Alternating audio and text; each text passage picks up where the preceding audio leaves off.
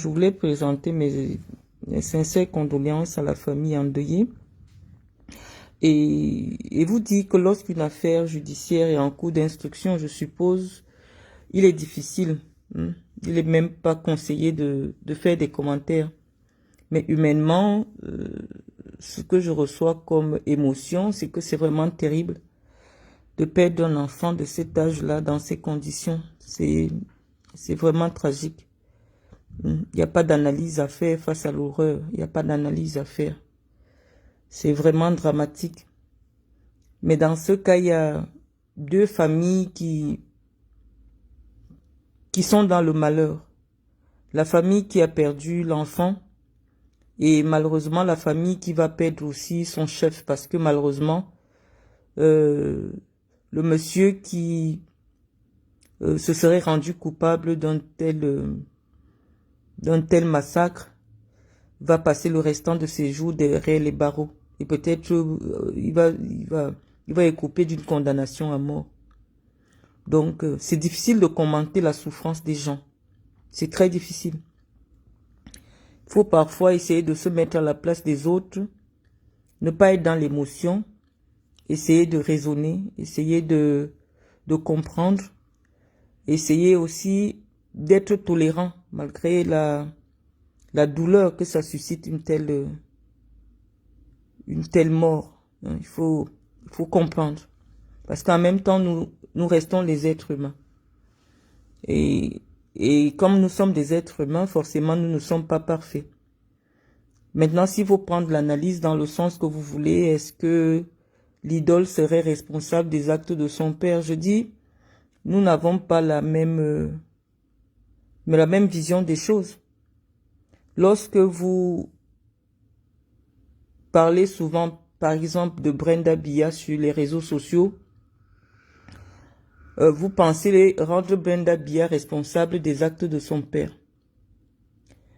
Mais lorsque le père de l'idole serait concerné par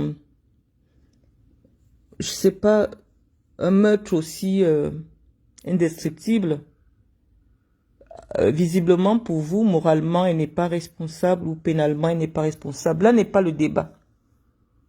Le débat n'est pas de savoir si l'idole est pénalement ou pénalement responsable. Non, non, pas du tout. Il faut apprendre ce que c'est que la responsabilité morale. Et je pense que l'heure doit être au recueillement parce que c'est dur pour les familles. Et peut-être il aurait été vraiment responsable de la part de cet artiste de ne pas faire la sortie qu'elle a faite.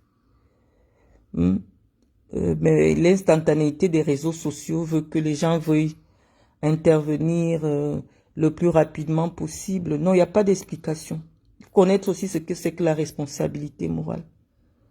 Lorsqu'un membre de votre famille est impliqué dans une affaire aussi tragique, la dignité voudrait que vous restiez dans le silence.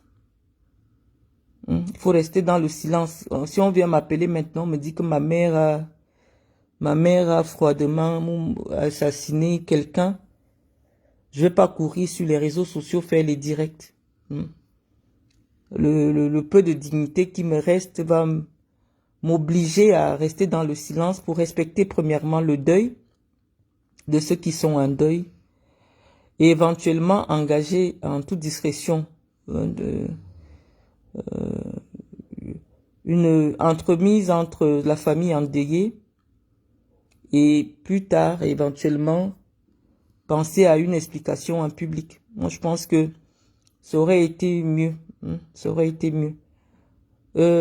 Mais je vais vous dire au Cameroun, tout dépend de votre puissance financière.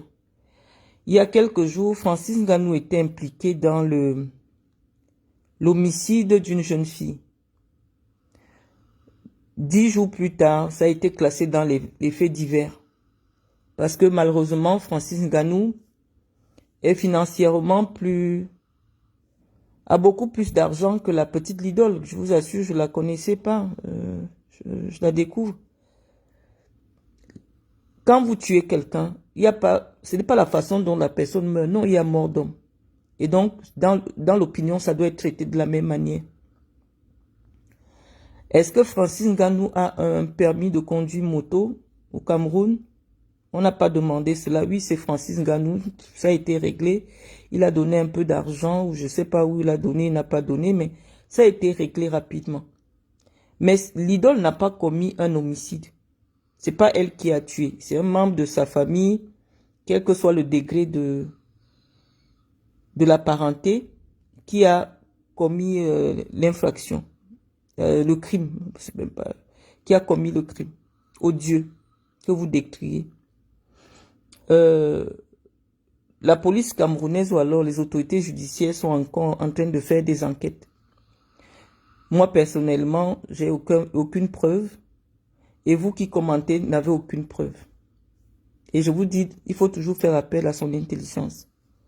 L'intelligence dit que quand vous n'avez pas la preuve de quelque chose, ne vous mettez pas sur la place publique pour commenter.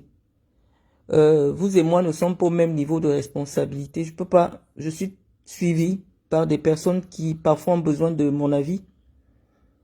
Et lorsque je n'ai pas d'éléments de preuve, je n'ai aucune preuve, je ne peux pas me prononcer, je ne peux pas condamner qui que ce soit parce que nous n'avons pas les faits. Même la police ou le procureur de la République de Yaoundé n'a pas trouvé opportun face à la détresse ou alors face à la douleur des Camerounais de venir vous expliquer ce qui s'est passé.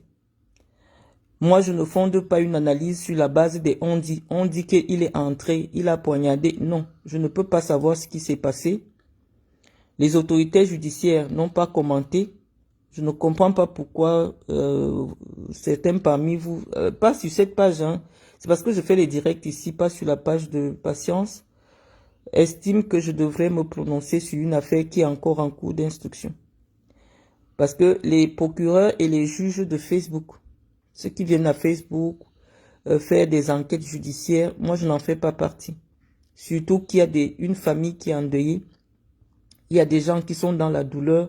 Ce n'est pas le moment de chercher les vues, les likes avec une telle histoire qui est tragique, extrêmement tragique. Je n'ai même pas de mots en tant que mère. Je n'ai même pas la force de pouvoir commenter une telle histoire.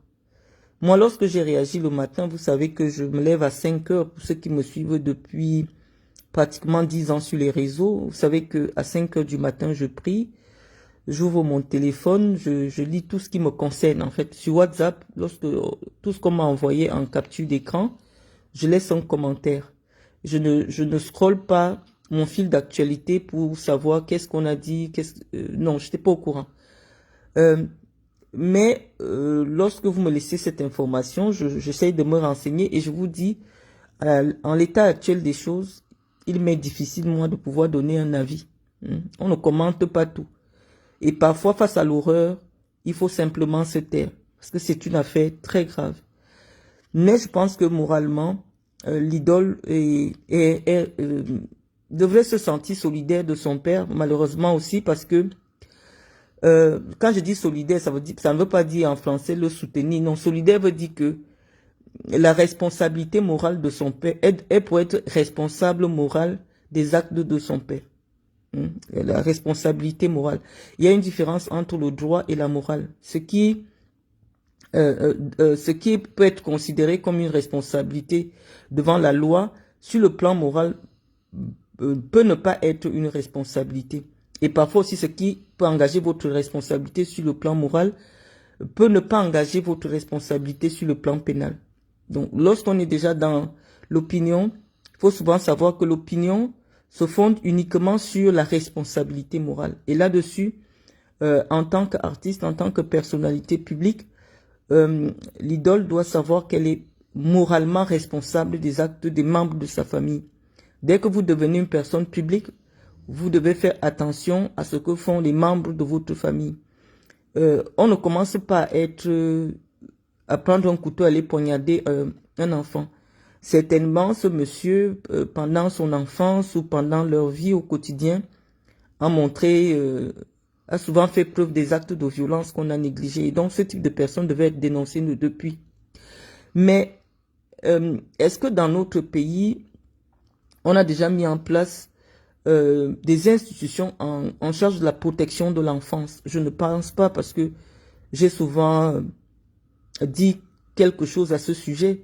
Peut-être que l'idole a été un enfant qui a subi la violence des parents, mais l'État du Cameroun ne fait rien pour protéger l'enfance. Je vous assure que j'ai peut-être écouté une vidéo qu'elle avait faite pour condamner l'assassinat de la jeune enseignante, le meurtre d'une jeune enseignante à Douala, et condamner les violences faites aux femmes. Peut-être que elle n'a pas poussé le bouchon loin pour dire qu'elle a été victime de violences dans son enfance. Mais parce que notre pays ne protège pas l'enfance, parfois des enfants subissent des violences à l'intérieur des foyers, mais ces enfants n'ont pas d'interlocuteur. Et donc peut-être l'idole même est une victime de violence. Parce que je l'ai vu pleurer face à, dans le cadre de cette interview que j'ai regardée. Ça veut dire qu'elle-même ressent la douleur de la violence qui a été exercée sur elle.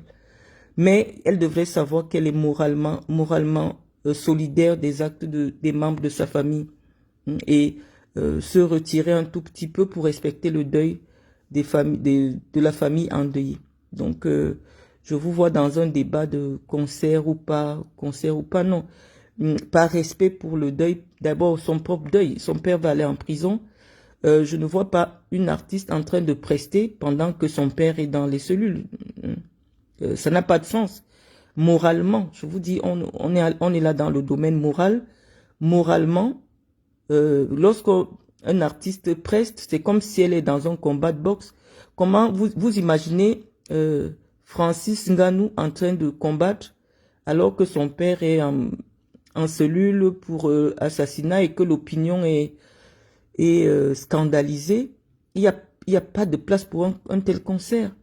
Donc, je veux dire, intelligemment, elle devrait annuler le concert parce que moralement, ça n'a pas de sens.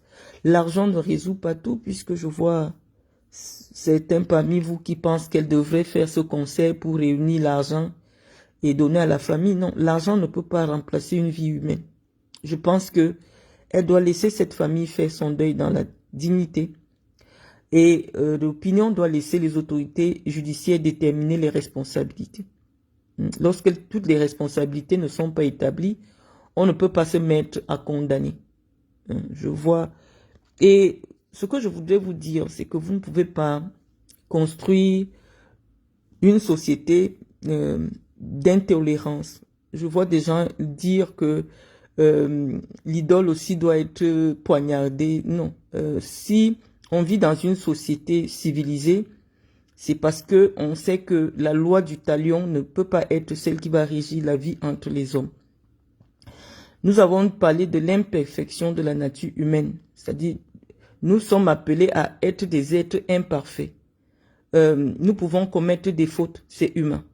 Même quand quelqu'un a tué, la société s'arrange, quand on le jette en prison, à lui faire comprendre sa faute, mais à lui permettre aussi d'être réinséré plus tard dans la société, lorsqu'il a payé sa faute. La vie est terrible, la fatalité de la vie, c'est-à-dire que nul ne choisit son destin.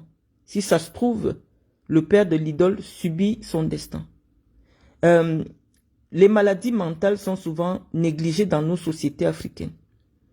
Voilà un papa qui a pris sur lui de soutenir la carrière de son enfant. Trop de pression. Il a à quelques jours d'un concert inédit pour son enfant. La pression, le stress, peut-être qu'il est victime d'une maladie mentale. De la schizophrénie. Les gens qui sont schizophrènes, parfois entendent des voix ou alors d'une possession démoniaque. Lorsqu'on n'a pas le résultat de toutes les expertises, parce que si ça se trouve, il s'agit simplement d'un acte malheureux de quelqu'un qui est en pleine démence.